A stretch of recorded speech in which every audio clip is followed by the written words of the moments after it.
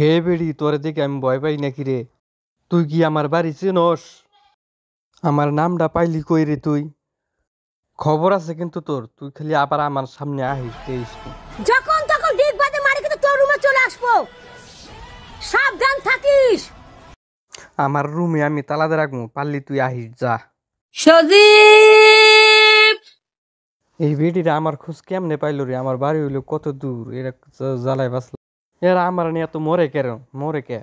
500 টাকা দিলাম রে সজীব তোমার রূপ দেখিয়া। এদেরকে আমার পরিচয়টা কে দিল রে? এই সজীব ভাই, ওদের জ্বালায় আমি এখন রাস্তাঘাটে চলতে পারতেছি না।